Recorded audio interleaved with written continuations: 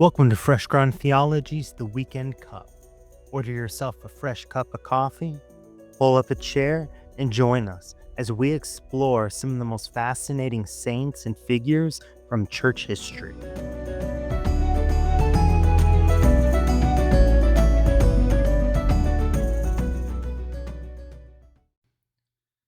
Welcome to Fresh Ground Theology's The Weekend Cup.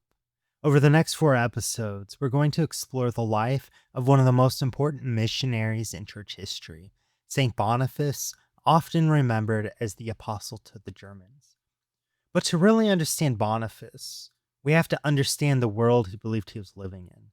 And Boniface did not believe he inhabited a spiritually neutral universe.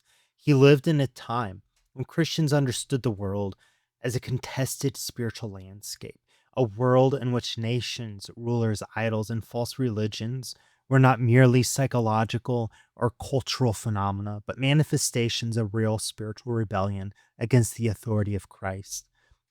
For Boniface, missionary work was not simply humanitarian outreach or philosophical debate. It was spiritual warfare, not metaphorically, actually spiritual warfare. Boniface was born around the year 675 in the Anglo-Saxon kingdom of Wessex in England. His birth name was Winfrid. From an early age, he showed unusual intellectual ability and deep religious interest.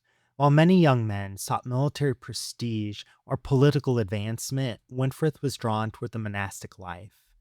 This mattered because monasteries in this period functioned as centers of theological education, prayer, discipline, and scriptural formation. These communities preserved literacy and biblical learning during an era of political fragmentation throughout Europe. Winfrid immersed himself in scripture and theology and the writings of the church. He became known as an exceptional teacher and scholar. By all appearances, he could have remained safely in England as a respected monk and educator. But he became convinced that God was calling him elsewhere.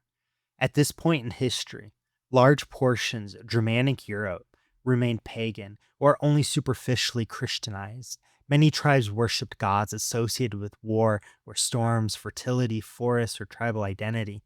Sacred groves and ritual sites were treated as spiritually charged territory.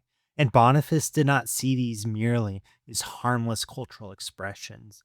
He believed the nations were in bondage to spiritual powers opposed to the living God.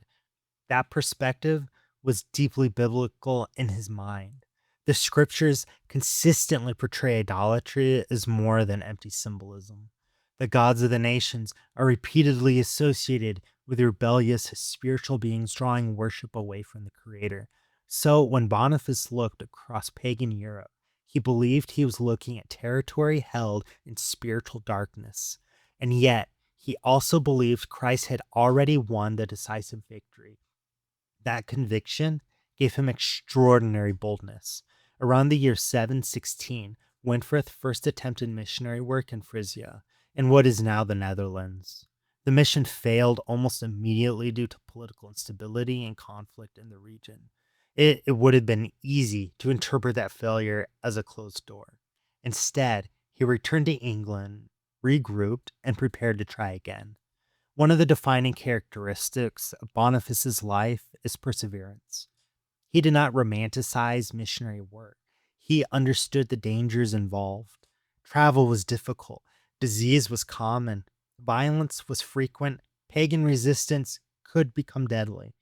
But Boniface believed the gospel represented the authority of the risen Christ over every nation and every spiritual power. Eventually, he traveled to Rome and met Pope Gregory II, who officially commissioned him as a missionary to the Germanic peoples. It was during this period that Winfrid received the name Boniface. With that commissioning, Boniface began the work that would define the rest of his life.